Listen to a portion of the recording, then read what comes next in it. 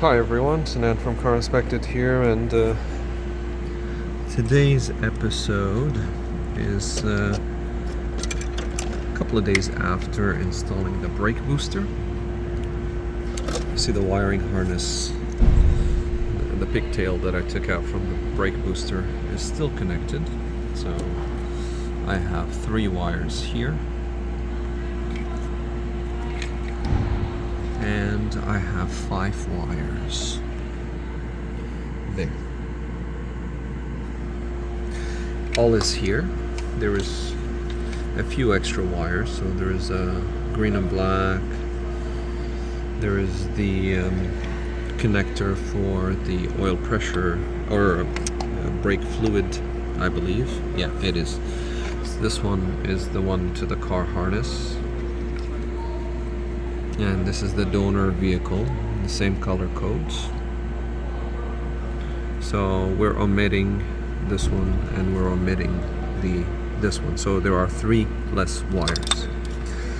So if I count here, I should have 8 that are relevant. So there's 2, 4,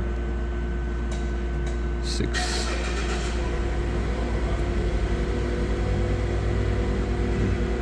2, 4, 6, and 8, and we have 3 that are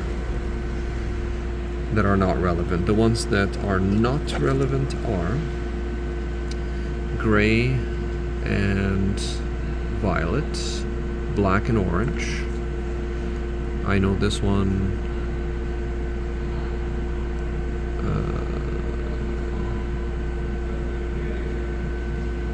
gray and violet, black and orange, and green and black, which we can see here. Right here. So these we don't need, these we need. These will be going. I've actually done the pinning already, and the way I did it is I removed this piece, which looks like this. I just went to a junkyard and I found another Volvo, and I just removed it from it. Now if you notice, there are some that have holes and there are others that are plugged. In my car, I'm going to try to show you maybe a little bit. Well, it's really hard to remove. There is a blue mat that works as a sealant. I removed this, which is basically this. You just insert here, and it just comes off. It's really easy. There's nothing to it. From both sides, of course. Make sure you balance them so that the thing pulls out, and that will give you access to the pins so you can unpin them. I've already done it. I needed pin 17, pin 31, pin 21, 23, and 24. This goes to the 5 wires that are in the booster that are there.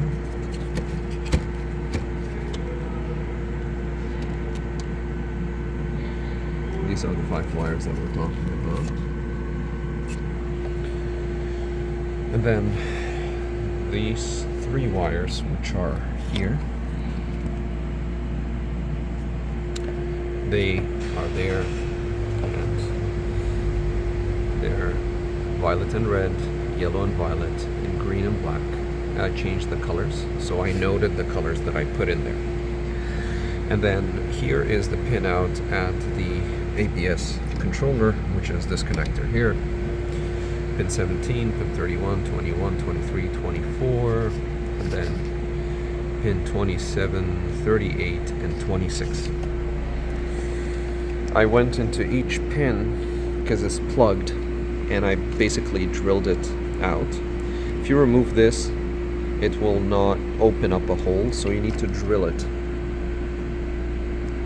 here And then I pass the wires from inside, like so. And then I connected the pin into the inside of the connector, which will lock into place here. But you have to remove the orange or the red piece, which is this one here. Now if you notice, the blue mat does not have plugs, it's just all open, so I didn't need to drill anything here. I just passed the pin through here. It passes relatively easily, and then it would go into the pin here. For me to gain access and to pull this piece, which is this piece, out, I had to remove both both grounds, the big wires here. Very easy to unpin once the orange piece is out. And these two, these are the big wires on the periphery, which you can see they can just, once they're unpinned, they come out and they give you a lot of space, so you can move this out of the way and then you can introduce the wires and pin them in. I respected the pin out, so the way to read this is basically you have pin 31, pin 17. So for example, I have a pin 21 right here, and I made it white. So if you see pin 21 and note its location there, it's in the middle row.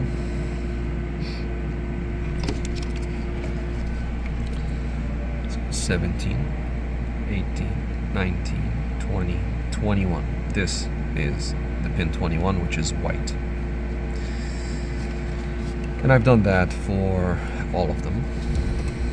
These pins did not exist in my current setup. It's a 2012. And I needed to drill the holes, make the pins. And I basically got this from another Volvo, and I got it from another ABS controller. And I matched the diameter of the wires to ensure that I have very close diameter between whatever I have here and whatever I have here, so that the gauge is respected. Don't put in a wire that's too thin. You can put in a wire that's a little bit too thick, but don't put a wire that's too thin. And now I'm going to be using, this is for the headlight assembly, which is going to be replaced. Of course, from the same junkyard, I just got pigtails because I don't like crimping things, and I like to have the original crimped, especially with the jacket, to insulate them. And same here. And what I use is, well, this one is a little bit big, but just for illustration.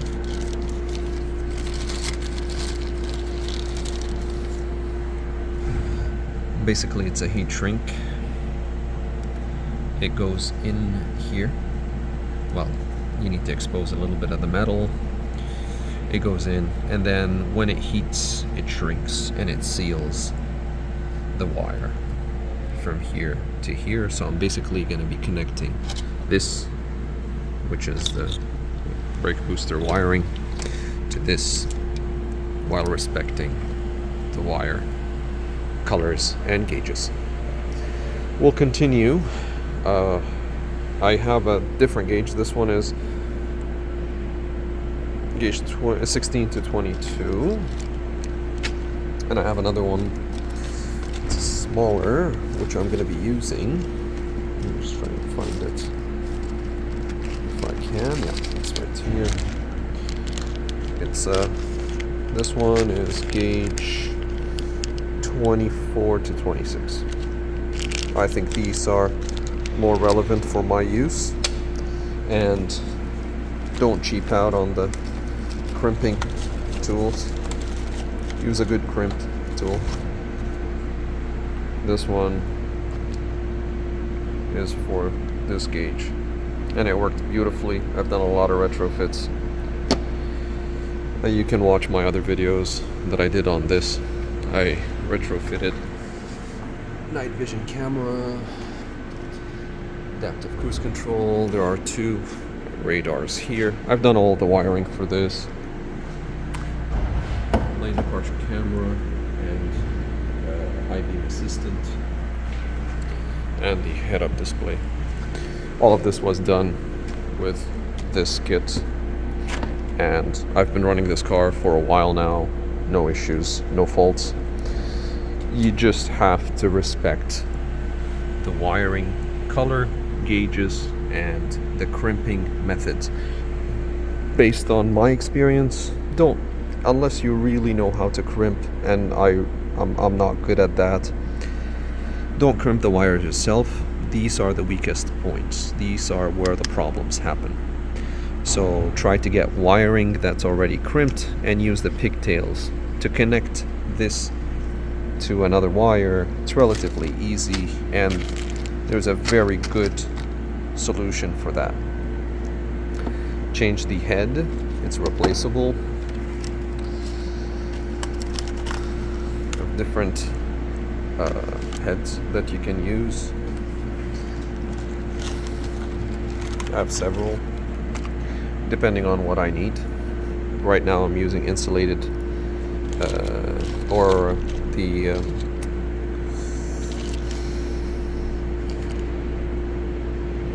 heat shrink. I think it's called a butt splice, I'm not sure, but yeah, we'll just keep going. I think the video did exceed its intended length, so I'm gonna start connecting the wires and then I'll check back. So we'll see you in a bit. Here I've used a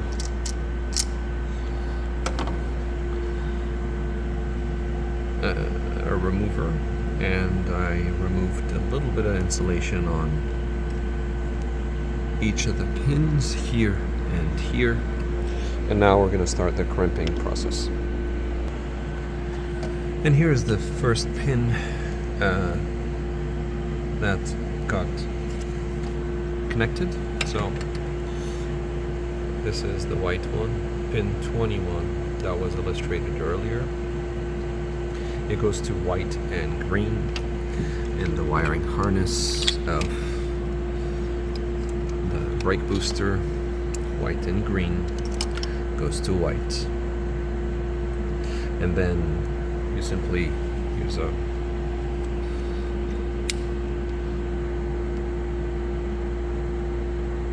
and it would shrink. I've already done that, but just to illustrate it, it would shrink it. And then I use some tape. Not just any tape, I usually use this type of tape. As you can see, I've passed some wires from the sim area, which is inside. It's in another episode of the video. And then you pass it through. And then I left it here because I have some things to do with the headlights and the radar here. I don't have any plug there, so I'm gonna have to rewire everything or introduce the wiring from there into the sim area or the central electronics module. I will just do the same for the rest of the wires. Now, just when you do this, just make sure that you do a test fit and you try to find a good route for these wires. You don't want to pass this wire here and then attach it. It's going to be more difficult. You're going to have to cut here and here and then remove that section, then introduce a new. It's just going to be more complicated. Do a test run, see where the wires are going to go, and then start connecting them. For me, I'm comfortable with them being here because I could store them there I'll be very comfortable the way it is. And just in case I need to remove it later, I could remove it and pull it, and I'll have a lot of room to diagnose or whatever I need to do. I hope I will not need it, but design for it just in case. And that's pretty much the video. I hope this helps anybody out there. Just a side note, this has nothing to do with, well, maybe it does. All these bolts broke. This one, this one, this one, and this one. And I spent a good couple of hours drilling them. Again, from the same junkyard. I just took a bunch of bolts and I introduced new threads in the area just to using a tap and die set. I used a tap wrench and I introduced new threads in all of these. So if you remove the battery tray and you end up breaking the bolts, get a good a set of good drill bits in varying sizes. Start with a hole punch or a punch in the middle of the screw to the best that you can. You can see this one I didn't get it perfect center. This one almost perfect center. This one is a little bit off, so as this one. But then with the tap wrench or a tap, I was able to introduce new thread in there. When you drill the holes, just make sure you measure them against the size of the tap that you're going to be using, so you leave some material there so you can cut the thread inside. So, and like so, you see this one started out big and then got smaller, so the thread is better on the inside. This one, I learned my lesson, so it's cut evenly